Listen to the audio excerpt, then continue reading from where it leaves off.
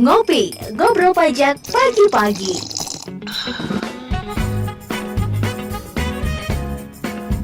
98.5 Premium Station. Hai, halo, selamat pagi Apmania. Apa kabarnya pagi hari ini? Semoga sehat dan semangat ya pastinya ya.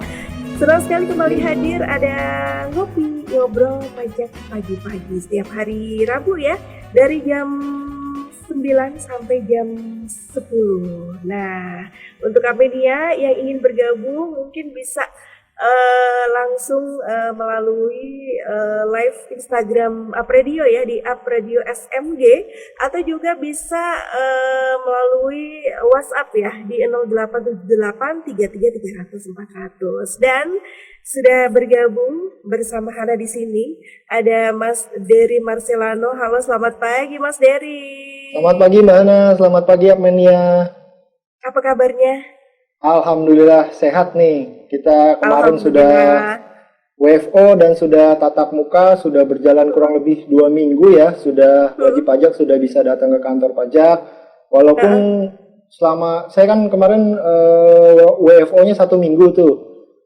Pengalaman saya 1 minggu sudah mulai tatap muka dengan wajib pajak sih belum seramai seperti biasanya ya Mbak Ana.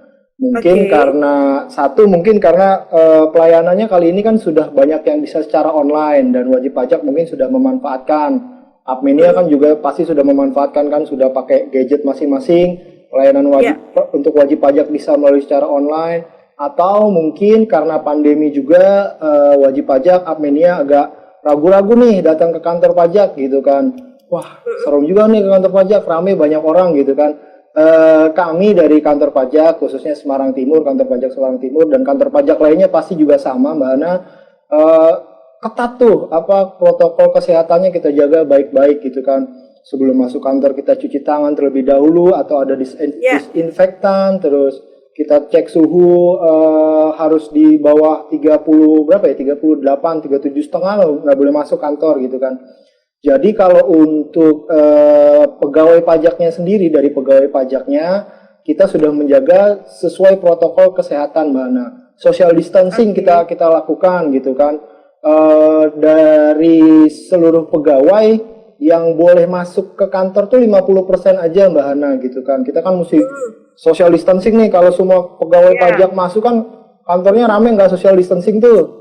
Demi rangka dalam upaya memutus rantai COVID ini, jadi mau nggak mau kita melakukan hal itu Mbak Hana. Jadi bukannya pegawai pajak, wah enak nih di rumah nggak kerja, enggak juga, di rumah ada kerjaan yang mesti diselesaikan dan harus ada reportnya gitu. Kita di rumah nih ngerjain apa aja, ada reportnya. Dan kalaupun di rumah kita selalu ada namanya survei Mbak Hana. Jadi survei kesehatan kita harus isi tuh tiap hari tuh. Kalau nggak isi, dipotong tuh penghasilan kita. Jadi apakah Anda sehat? Gitu. Suhu tubuh Anda berapa? Apakah Anda merasa pusing, gemetar, kurang ini? Wah, ditanya semua tuh. Jadi kayaknya seneng gitu. Ada yang nanya tiap hari gitu, mesti dijawab gitu. Jadi ada yang gitu, perhatian ya.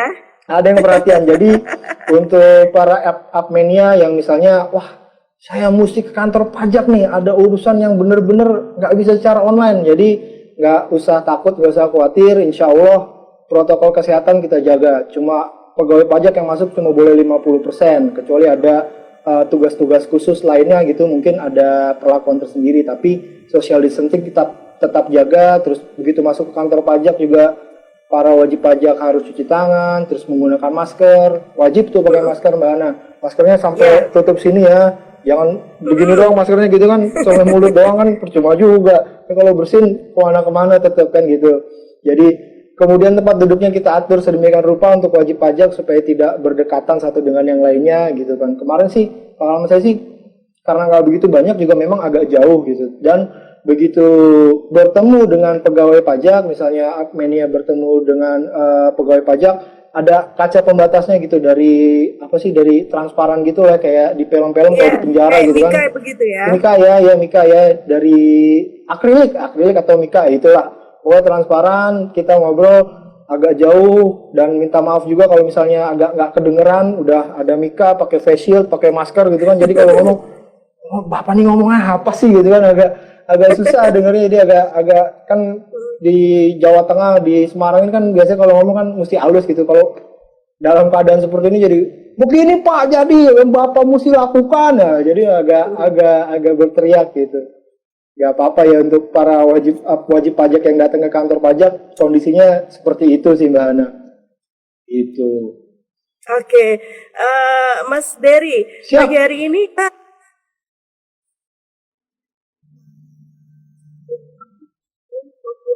ya, Yap. nomor 44 juga akan di COVID-19 ya, ada gotong royong hadapi COVID-19. Masyarakat ini bisa mendapatkan fasilitas pajak penghasilan. Nah, mungkin bisa dijelaskan Mas Dery mengenai tema kita pagi hari ini. Yap, sebelum masuk ke situ Mbak Hana, ini ada beberapa informasi nih, nggak apa-apa nih ya, jadi kayak acara gosip nih, info terkini dulu nih Mbak Hana.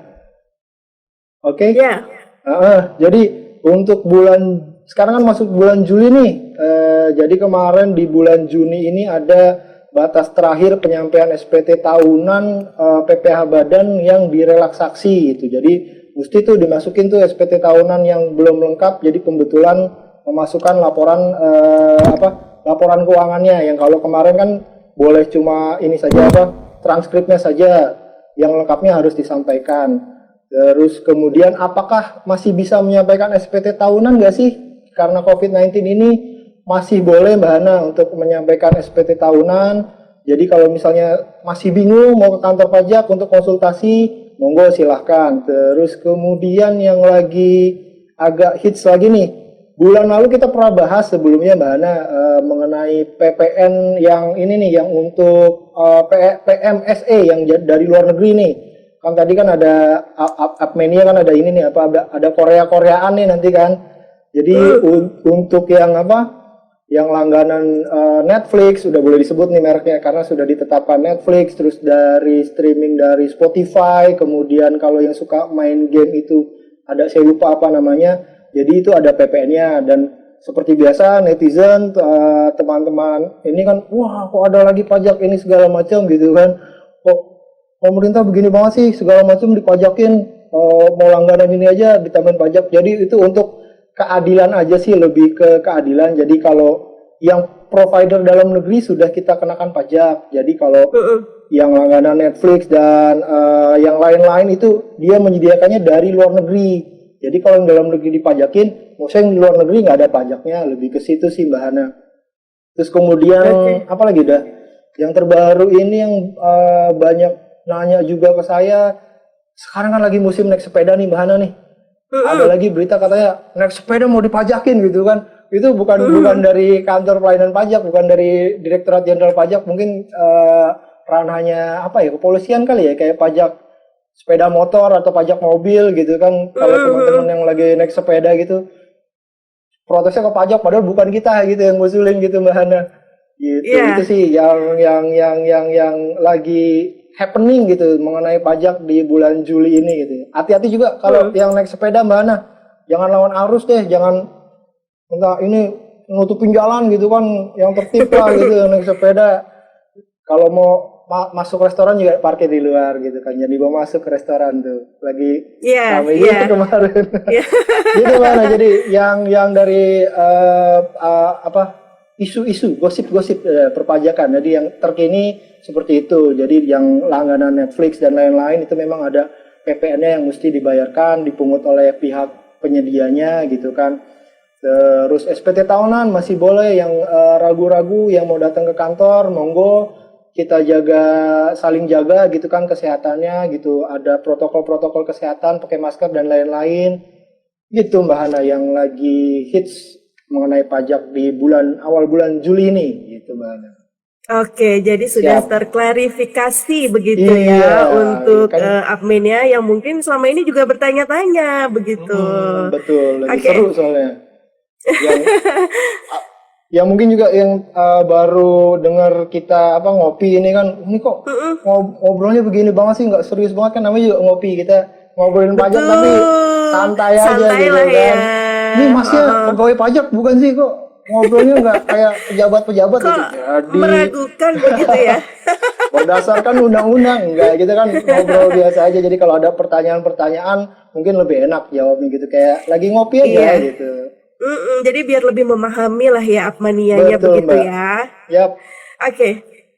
Kemudian untuk terkait insentif pajak ini mungkin bisa dijelaskan Mas Dery? Yes, kita masuk ke materinya. Kenapa kita pilih lagi materi insentif pajak? Ini sebenarnya kan udah beberapa kali dibahas di Ngopi gitu kan, waktu akan launching dan setelah launching, terus tata cara pelaporan. Ini kebetulan kemungkinan besar mau diperpanjang Mbak Hana gitu. Makanya kita angkat lagi tema ini. Kalau selama ini kan mulai berlakunya selama 6 bulan, dari bulan April, Mei, Juni, Juli, Agustus, September sampai September ya. Saya ngitung nih, kan bulan Juli ya, Juli sampai September. Kemungkinan besar akan diperpanjang sampai bulan Desember gitu. Jadi kemarin banyak yang tanya juga nih, mungkin informasinya kurang tersampaikan. Jadi dari Direktorat Jenderal Pajak sendiri ada beberapa insentif yang kita berikan. Nah, salah satunya ini yang untuk PMK 44 ini sebenarnya banyak sih. Ada yang tadi gotong royong juga, tapi kita bahas yang PMK 44 dulu ini Mbak Hana, yang kemungkinan akan diperpanjang sampai dengan bulan Desember. Nanti tunggu aturannya sih Mbak Hana, tapi akan diperpanjang sih, kemungkinan besar akan diperpanjang, kata Ibu Sri Mulyani gitu kan, akan diperpanjang sampai Desember. Nanti Desember diperpanjang lagi atau enggak, tergantung situasi sih sebenarnya. Jadi ada banyak, aduh saya ngomongnya panjang ya mana ya, gak apa-apa ya. Jadi ada banyak sih kalau dari PMK 44 itu. Yang pertama itu kita bahas satu-satu, ada PPh 22 impor. PPh 22 impor itu kita bebaskan nih. Jadi kalau misalnya mau impor barang dari luar negeri ke dalam negeri, ada PPh pasal 22. PPh pasal 22 itu sifatnya withholding. Jadi ilustrasinya gini. Jadi kan nanti di akhir tahun ada SPT tahunan. SPT tahunan badan orang pribadi yang menghitung berapa sih pajak yang harus dibayar kan gitu Mbak Ana. Nah, PPh 22 impor ini ibaratnya bayar dulu deh. Nih nanti begitu dihitung di akhir tahun, PPh 22 impor ini bisa mengurangi gitu. Jadi mengurangi pajak yang harus dibayar. Udah bayar PPh 22 impor nih. Jadi pajaknya misalnya 100 juta, udah bayar PPh 22 impor 50 juta. Berarti yang mesti dibayar di SPT tahunan 50 juta aja. Nah, ini kita bebaskan dengan pertimbangan mungkin cash flow-nya para wajib pajak, para Apmenia gitu kan. Wah, lumayan nih 50 juta bisa diputar dulu nih. Nanti masalah nanti SPT tahunnya nanti kan masih ada tahun depan gitu. Jadi uangnya bisa berputar lebih dulu gitu. Jadi yang mau impor barang, jadi sekarang dua-dua impornya masih kita bebaskan gitu kan. Jadi enak tuh impor barang, nggak mesti bayar PPh 22 dulu gitu. Jadi banyak tuh. Tapi nggak ada kriteria barang-barang tertentu begitu kan Mas Dery? Untuk dua-dua impor ini kriterianya nempelnya di KLU Mbak Hana. Jadi ada klasifikasi lapangan usaha tersendiri yang boleh memanfaatkan ini gitu kan. Yang tentunya terkait dengan COVID-19 ini gitu kan, yang clue-nya terkait gitu kan. Saya bingung juga kalau saya impor sepeda terkait apa enggak ya. Nanti mesti dilihat dulu tuh kalau misalnya ada yang mau nanya, Pak, saya impor sepeda nih banyak yang mau beli. Boleh nggak? Nanti ada clue-nya sekitar 400 berapa saya lupa Mbak Ana. Jadi ada clue-clue lapangan usaha tersendiri yang boleh memanfaatkan fasilitas ini gitu Mbak Ana. Iya, tetap ada kriteria atau clue-cluenya tersendiri begitu betul, ya. Betul, iya. Oke, selanjutnya. Clue itu apa ya? Jadi ini PTA ini usahanya adalah jual beli barang elektronik, PTB usahanya adalah jual beli makanan, seperti itulah. Jadi ada kode-kode tersendiri gitu. Kalau yang bingung, clue tuh apa sih clue gitu kan? Clue itu ya kayak gitu. Jadi usahanya tuh apa gitu kan? Begitu daftar NPWP kan ada tuh ditanya, usahanya apa sih Pak? Clue saya, kalau saya kan pegawai negeri, kalau Mbak Ana mungkin pegawai swasta gitu. Baik, oke. Yep. Untuk insentif selanjutnya selain tadi untuk PPh impor? Oke, PPh impor ada lagi PPh 25 badan, angsuran PPh 25 badan sama orang pribadi sih sebenarnya. Jadi SPT tahunan nih kan Mbak Hana nih, kita hitung nih. Misalnya SPT tahunan 2019, pajak yang terhutang katakanlah 120 juta. Nah, dari 120 juta itu untuk ke depan, tahun ke depan kita cicil nih. Oh, perkiraan tahun 2019 120 juta, mungkin 2020 120 juta juga kan gitu kan. Untuk meringankan daripada nanti bayar 120 juta di akhir di akhir periode gitu kan. Jadi dicicil tuh tiap bulan. Oh, tiap bulan 120 bagi 12, 10 juta, 10 juta, 10 juta, 10 juta gitu kan. Nah, lagi-lagi dengan pertimbangan cash flow gitu kan, mungkin lagi susah keadaannya, dikasih diskon 30%. Jadi dari 10 juta itu 7 juta aja dibayar, yang 3 juta ada fasilitas gitu Mbak Hana. Jelas ya? Kayaknya sangat meringankan sekali ya. Jadi yang 3 juta itu bisa buat beli vitamin, buat beli apalah yang terkait dengan kesehatan, beli masker. Masker sekarang udah agak murahan loh, 100 ribuan udah satu kotak. Ngikutin banget sih harganya. Kan beli mana? Kalau ke kantor kan mesti pakai tuh kan gitu. Iya, ini ada pertanyaan yang gabung melalui Instagram ya. Mana tadi ya? Dari Melinda. Kemarin saya dapat tagihan karena terlambat menyampaikan SPT tahunan. Kalau mau ngurus SPT tahunan, bisakah datang ke kantor pajak dan untuk tagihannya dibayarkan di mana? Yes, boleh datang ke kantor pajak, boleh. Sebenarnya kalau SPT tahunan itu sekarang semuanya online sih, cuma beberapa kasus mungkin agak karena belum pernah ya Mbak, bukan gaptek juga enggak, cuma karena nggak terbiasa, belum terbiasa. Biasanya kalau udah sekali kita ajarin, selanjutnya bisa tuh, boleh datang ke kantor, boleh nanti kita pandu ngisi SPT tahunan kayak gimana, atau misalnya terdaftarnya di mana nih, cari deh di Instagramnya kantor pajaknya, misalnya Semarang Timur, nanti di situ ada nomor WA yang bisa dihubungi, konsultasi lewat WA juga bisa gitu kan, dipandu nanti mesti masuknya kemana, formulirnya seperti apa, minta Evin juga lewat WA juga bisa, nanti formulirnya dikirim gitu. Seperti itu bisa sih mana. Tapi kalau misalnya mau datang ke kantor pajak, monggo kantor pajak di mana terdaftar, atau kalau misalnya agak jauh kantor pajak terdekat juga bisa sih sebenarnya kalau untuk konsultasi SPT tahunan. Cuma yang mesti diperhatikan lagi, ada beberapa kantor pajak yang punya kebijakan tersendiri. Jadi beda-beda tuh, ada yang pakai nomor antrian, ada yang boleh langsung datang kemudian ngambil nomor antrian gitu. Coba dilihat di media sosialnya kantornya itu dulu deh, maksudnya dia prosedurnya seperti apa gitu. Jadi kebijakan lokal masing-masing kantor. Kalau di Semarang Timur sih boleh datang nanti, biasanya kalau misalnya kalau saya ketemu wajib pajak mau SPT tahunan misalnya, Ibu nyaman nggak di sini? Kalau misalnya Ibu butuh masih agak takut gitu, kita tukeran nomor WA aja, nanti kita pandu lewat WA gitu. Syarat-syaratnya dulu, begitu sudah datang kan, misalnya butuh fotokopi KTP atau apa, nanti kita mintakan dulu. Kalau misalnya Ibu buru-buru dan takut berkerumun di kantor ini gitu kan, misalnya bukannya kita ngusir nih, bukan gitu kan. Jadi untuk saling menjaga kenyamanan, kan kadang orang takut juga.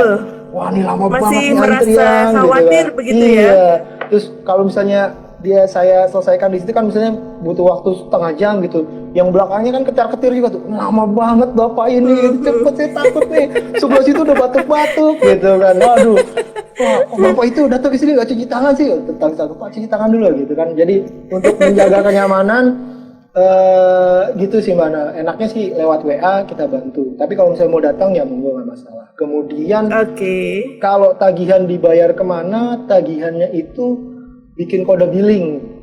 Kode billing itu bisa lewat WA juga, ada fasilitas WA. Pak, saya mau kode billing, buatkan saya kode billing ini untuk tagihan ini. Biasanya kita minta foto nih, tagihannya mana, nanti kita buatkan kode billingnya. Begitu dapat kode billing, bayarnya bisa di mana aja tuh. Bisa lewat internet banking, bisa lewat ATM, bisa ke kantor pos. Nah itu dia, kalau ke kantor pos berarti ngantri lagi ya. Sebenarnya bisa sih gitu. Atau kalau misalnya di kantor pajak sendiri, sebenarnya kalau misalnya terpaksa datang, bingung banget gitu kan, datang ke situ bawa aja surat tagihannya, nanti ada di situ mesin kode billing. Di samping kode billing itu kita nyediain ini sih, kayak gesekan gitu, apa sih namanya, kode pokoknya yang gesek itu apa sih namanya, kode yang kayak ATM mini gitu loh, yang digesek gitu ya. Jadi lewat ATM situ bisa langsung dibayarkan di situ. Oke, jadi memudahkan wajib Yap, pajak begitu ya. ya betul. Baik, ini tadi juga sudah terjawab. Ada pertanyaan melalui WhatsApp Oke, dari Angga. Mau tanya untuk pemberian insentif UMKM itu sampai kapan ya? Tadi sudah nah terjawab ya. Kemungkinan akan diperpanjang sampai bulan Desember begitu ya, Mas? kemungkinan kan kemungkinan. Kemungkinan, Nanti semoga tunggu saja. tunggu aturan lebih lanjutnya ya. Baru kayak nggak salah kemarin baru apa ya? Belum sampai ke aturan yang diperpanjang tuh yang mana aja belum sampai ke situ sih Mbak Ana. Tapi akan diperpanjang sampai Desember. Rinciannya masih kita tunggu nih. Oke, ini juga menjawab sekaligus pertanyaan dari Kirana. Mau tanya katanya insentif pajak hanya sampai bulan September ya? Apa Hmm, sih yang menjadi pertimbangan kok hanya bulan September? Karena kan kita belum tahu sampai kapan pandeminya berakhir. wah betul. Saya setuju sama Mbak Kirana. Pertimbangannya itu doa dan harapan Mbak Kirana. Begitu pertama kali, oh mudah-mudahan September selesai nih gitu. Mungkin seperti itu kali ya harapan. September udah selesai, udah new normal, semua udah berjalan baik. Harapannya sih begitu. Cuma begitu Iya, melihat keadaan di lapangan kayaknya belum. Kayaknya ya mungkin diperpanjang sih sampai Desember. Kemungkinan besar diperpanjang Mbak Kirana. Jadi oke, dimanfaatkan. ditunggu informasi selanjutnya begitu Siap. ya. Ini Oke, kita informasi kembali. Hah? awalnya begitu, kita doakan saja diperpanjang lah gitu kan Desember, Iya, atau kayaknya sih lebih enak kita doain supaya pandeminya cepat berakhir sih gitu. betul. Ketemu Jangan diperpanjang pandeminya iya, begitu ya. antivirusnya kayak ketemu apa kayak obatnya apa kayak pakai jahe diapain gitu kan, Iya. jadi enak nih mau ngapa-ngapain gitu Mbak. Betul. Oke, kita kembali ke tema Mas Wih, Dery. Tadi sampai sudah mana ada ya? beberapa beberapa insentif pajak tadi Iya. ada PPh, terus satunya lagi tadi apa? Satu H satu 25 apa angsuran 25 jadi dikurangi 30%. Kalau misalnya biasa harusnya bayar 10 juta jadi bayarnya 7 juta aja gitu, lebih Oke. lebih lebih lebih murah, jadi lebih bisa buat yang lain deh duitnya. Oke, dan mungkin bisa dijelaskan juga terkait insentif pajak yang UMKM mungkin bisa diulangi lagi untuk Aprilia yang Nah, mungkin belum tahu ya. tiap UMKM terakhir nih, yang lain dulu ada dua lagi sebelum UMKM Mbak Hana. Jadi Ya, ada juga untuk misalnya perusahaan-perusahaan besar nih, yang ada PPN-nya gitu. PPN itu pajak pertambahan nilai. Pajak pertambahan nilai itu bisa lebih bayar mana? Kok ada pajak lebih bayar sih? Jadi misalnya bulan Januari suatu perusahaan beli barang dagangan 1 miliar gitu. Nah dari 1 miliar itu dia kan ada pajak masukannya nih 10%. Jadi punya ya, pajak masukan 100 juta. Yang baru kejual baru separohnya misalnya kan gitu 1.500.000.000. Berarti pajaknya tuh masih ada kelebihan bayar gitu. Jadi lebih bayar itu bisa kita kembalikan ke wajib pajak gitu. Nah, biasanya untuk wajib pajak yang lebih bayar PPN-nya ini dalam batas tertentu kita lakukan prosedur pemeriksaan. Nah, kalau lewat pemeriksaan itu agak panjang bahana gitu prosesnya. Jadi agak memakan waktu gitu. Nah, karena orang lagi butuh duit gitu kan, lagi butuh duit. Semua orang butuh duit sih sebenarnya, tapi pandemi ini lagi susah cash flow-nya, dikasih kebijakan untuk sampai dengan 5 miliar itu prosesnya penelitian aja. Jadi kalau proses penelitian itu relatif lebih cepat dibanding proses pemeriksaan gitu. Jadi dicepet-cepetin lah. Oh, oke, lebih bayar berapa nih? 3 miliar. Oke, kita proses sebulan langsung keluar. Biasanya nggak sebulan belum selesai gitu kalau misalnya kita melakukannya melalui pemeriksaan. Tapi mengingat itu tadi pandemi ini jadi butuh duit cepet kan orang nih, wah dapat duit lagi nanti bisa buat usaha yang lain lagi, jadi kita naikkan ambang batasnya jadi 5 miliar Mbak Hana. oke. Itu untuk yang PPN untuk perusahaan-perusahaan yang gede nih gitu kan. Terus kemudian lanjut lagi ya Mbak Hana ya. Perusahaannya udah, terus yang impor barang udah, yang pegawai pengusaha 25 udah, terus kayak saya nih, saya jadi curhat kayak pegawai biasa nih apa nih gitu, yang gede-gede doang dipikirin pegawai-pegawai kantoran enggak nih. Ada, tenang aja, semua kebagian insentif gitu kan. Baik Direktorat Jenderal Pajak mah gitu kan. Jadi untuk yang karyawan ada PPh 21-nya ditanggung pemerintah gitu Mbak Hana. Jadi ada kalau karyawan itu kan gimana ya? Jelasin yang gini yang gampang. Kalau karyawan itu kan gajinya dikasih misalnya sebulan 10 juta. Kalau 10 juta sebulan itu yang ngurusin, kadang salah kaprah nih kalau karyawan, yang ngurusin, yang memotong pajaknya itu adalah perusahaan. Jadi bukan pajaknya diurusin perusahaan terus karyawan nggak lapor SPT tahunan ya, bukan gitu. Tapi masalah mekanisme pembayarannya kan repot nih kalau karyawan mesti tiap bulan ngitung, oh dapat gaji segini, hitung pajak segini kan, nggak usah lah, pokoknya diserahkan ke kantor. Begitu diserahkan ke kantor, kantor yang ngitung nih PPh 21 untuk karyawan nih berapa, kemudian dibayarkan ke negara. Nanti karyawannya ini dapat bukti potong, nih loh udah saya bayarin nih selama 1 tahun gaji kamu 100 juta, bayar pajak segini, terima beres tuh di bukti potongnya. Nah, untuk karyawan kita ada fasilitas ditanggung pemerintah gitu. Jadi untuk karyawan-karyawan yang penghasilannya selama 1 tahun itu tidak lebih penghasilan brutonya itu tidak lebih dari 200 juta selama 1 tahun, kita kasih ini nih insentif PPh 21 gitu. Jadi ditanggung pemerintah tuh PPh 21-nya ditanggung pemerintah. Caranya gimana? Kalau yang karyawan itu nanti yang membuat perhitungannya adalah dari kantornya, dari bendahara kantornya. Kita hitung gitu, misalnya Mbak Hana nih gajinya 20 juta, bayar pajaknya harusnya segini. Kita lapor nih, Mbak Hana gajinya 20 juta untuk bulan ini, bayar pajaknya katakanlah 500 ribu.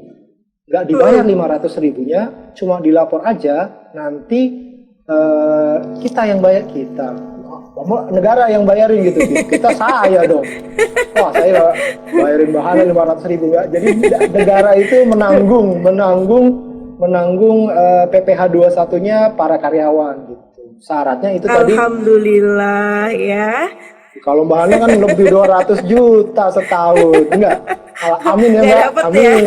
Amin. Kalau lebih 200 juta nggak dapat gitu. Terus kemudian ya masih tergantung KLU dari dari perusahaannya. Clue perusahaan nih, nempelnya di clue perusahaannya, bukan di clue karyawannya gitu. Perusahaannya apa sih, dia terkait COVID atau enggak gitu. Kalau terkait, bisa nih karyawannya mendapatkan fasilitas insentif 21 ditanggung oleh pemerintah gitu. Tapi batasannya 200 juta. Kalau di atas 200 juta nggak dapet gitu. Nggak dapet ya, itu dapet, catatannya ya. Iya, kan nggak semuanya dikasih gitu. Dikasih betul. Semua Ini negara. Ada bangkrut. kasihan ya, iya. Ada Rama, terima kasih. Kemarin saya dapat info dari teman saya, katanya ada keringanan pajak untuk UMKM. Katanya harus mengisi surat keterangan dan lain-lain. Mohon infonya. Nah, ini pas banget nih. Pas nih, masuknya di sini. Emang habis 21 masuknya ke UMKM. Tadi sudah importir, sudah keringanan pengusaha sudah, terus PPN yang pengusaha-pengusaha besar sudah 5 miliar, terus karyawan sudah, sekarang UMKM nih Mas Rahmat nih gitu. Ada memang sama kayak 21 kita ditanggung oleh pemerintah untuk UMKM di bawah 4,8 miliar selama 1 tahun. Misalnya tetap jualan gitu kan, tapi mungkin penurunan gitu ya, atau naik juga nggak masalah sih, kita nggak lihat naik turunnya lagi. Yang penting UMKM di bawah 4,8 miliar selama 1 tahun bisa memanfaatkan insentif ini. Caranya tadi Mas Rahmat nanya caranya ya, mesti login dulu, mesti pertama punya Evin dulu. Punya Evin, kalau sudah punya Evin, cara bikin Evin seperti apa, dijelasin nggak ya Mbak Hana? Udah berkali-kali nggak apa-apa?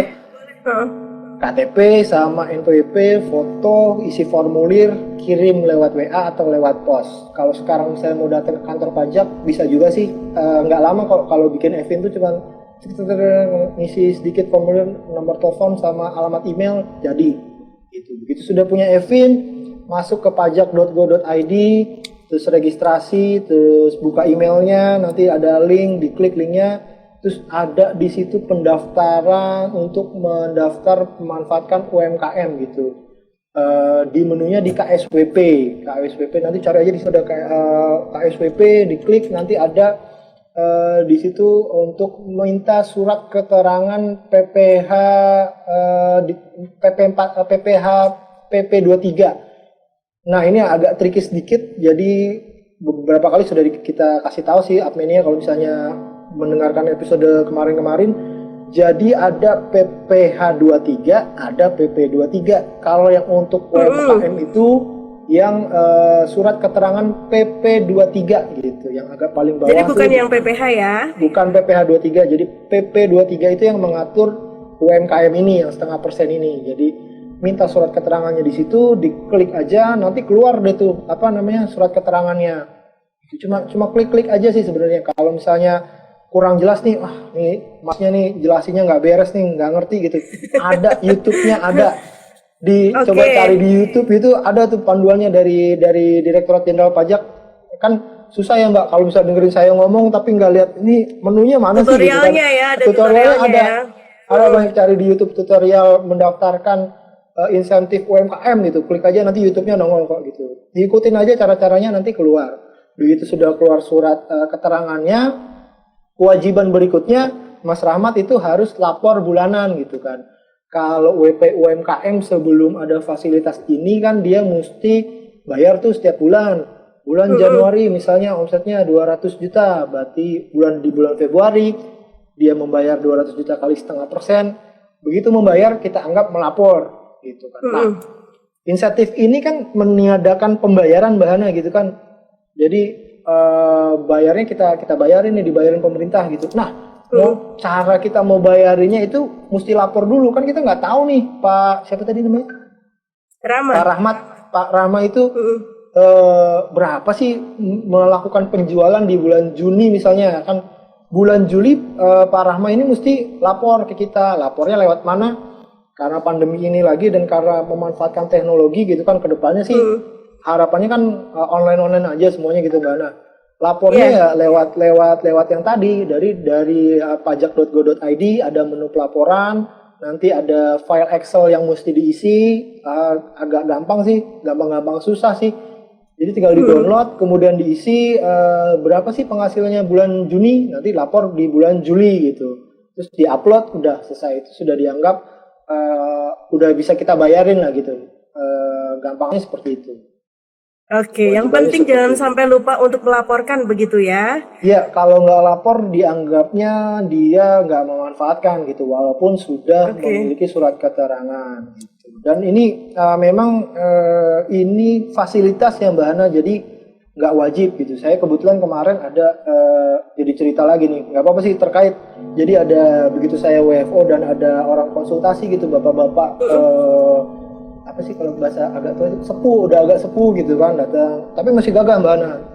Pak, saya bulan Juni ini saya mau lapor. Bulan Juni ini saya karena COVID usaha saya nggak ada sama sekali omset gitu.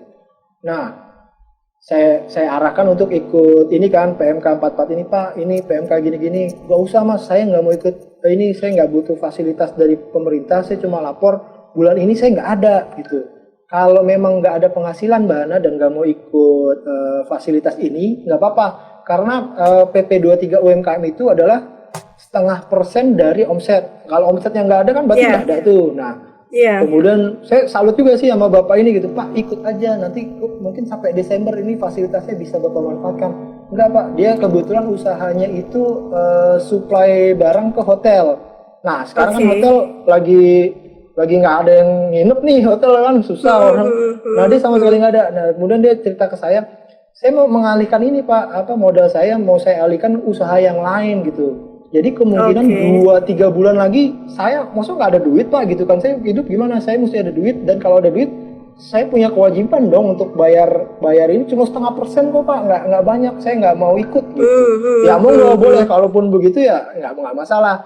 Kalau nggak ada penghasilan, nggak ada omset, nggak usah bayar gitu kan. PP 23 itu seperti itu. Atau fasilitasnya ini ada gitu. Kalau untuk UMKM waduh Pak lagi susah nih, lagi turun omset segala macam, atau saya mau kayak Bapak yang tadi misalnya saya mau mengalihkan usaha saya, kayaknya yang lagi cuan apa nih ya, kan butuh modal dulu nih beli segala macam, duitnya kurang nih kalau bayar pajak, ya monggo dimanfaatkan fasilitas UMKM ini. Jadi kita tanggung deh, kita bayarin dulu nih sampai bulan September. Nah, nanti perpanjang sampai Desember.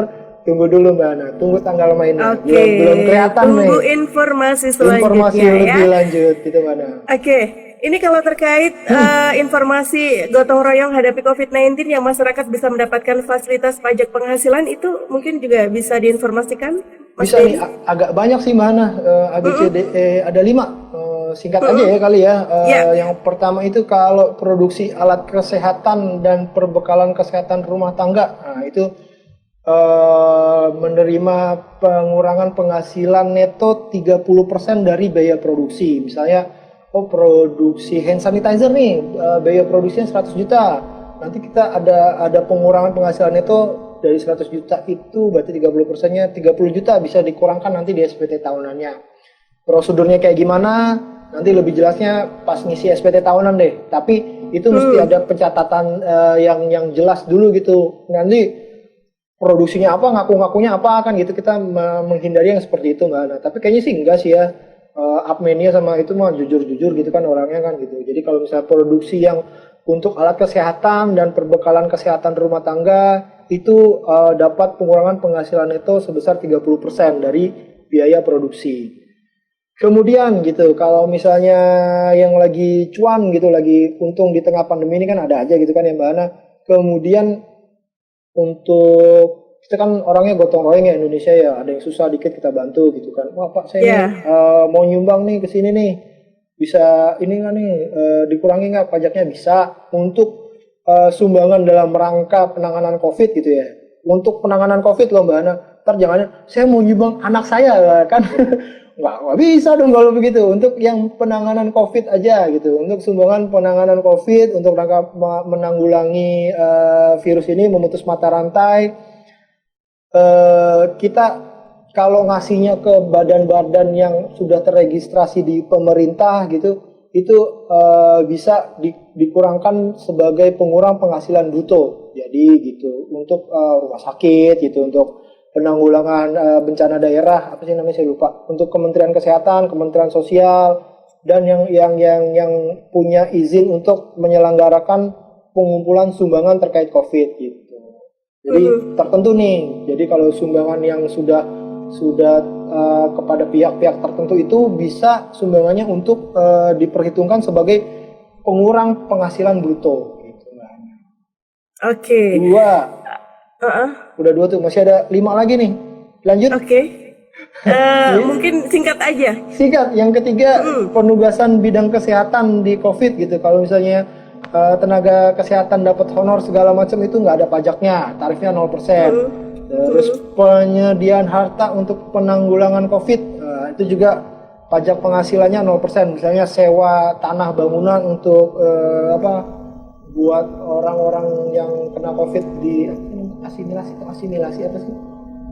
Karantina misalnya kita sewakan itu 0% juga. Terus pembelian saham di bursa efek itu membeli lagi nanti ada persyaratan tertentu untuk buybacknya, itu nanti pajaknya akan bisa lebih rendah gitu Mbak.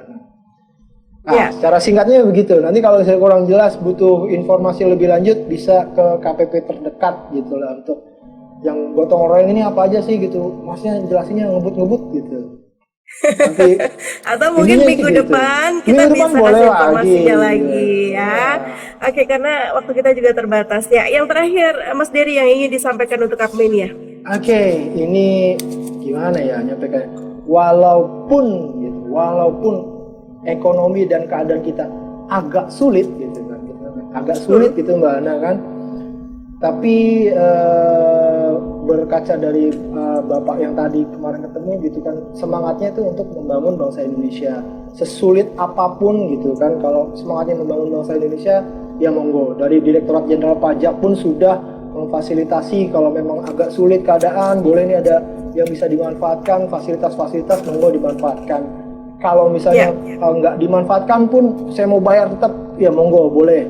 gitu. Yang penting apa ya? Yang penting sehat semua lah Mbak Hana gitu kan. Kita kan Iya. memang dalam kondisi seperti ini kita berharap ekonomi kita bisa cepat pulih, jualan kembali laku gitu. Tapi kalau kita nggak Betul. sehat, susah juga. Apa yang diharapkan dari Betul. orang sakit untuk memulihkan ekonomi gitu. Jadi tetap jaga diri Iya. sendiri, hati-hati gitu. Kalau misalnya ada kewajiban perpajakan yang bisa dibayar, monggo dibayar gitu. Karena begitu pajak kuat, pegawai pajaknya sehat, wajib pajaknya sehat, Indonesia maju Mbak. Gitu Indonesia saja, Mbak. maju. Yes. Oke, terima kasih Mas Sama-sama, Dery untuk informasinya pagi hari ini. Semoga juga Siap. Mas Dery sehat selalu. Amin, sama-sama Mbak Hana Semangat. juga. Oke, dan terima kasih juga untuk Apmenia yang sudah bergabung, baik yang sudah WhatsApp ataupun yang sudah menonton live Instagram di @upradio_smg. Kita ketemu lagi di Ngobrol Pajak Pagi-pagi di minggu Pagi. depan ya, setiap hari Rabu dari jam 9 sampai jam 10 pagi ya. Ya. Oke, terima kasih atas kebersamaan Anda. Selamat pagi, selamat kembali beraktivitas dan sampai jumpa. Disiarkan langsung dari Menara Universitas PGRI. Up Radio. Jalan Sidodadi Timur, nomor 24 Semarang. Inilah 98.5 FM. Up Radio, The Meaning Station.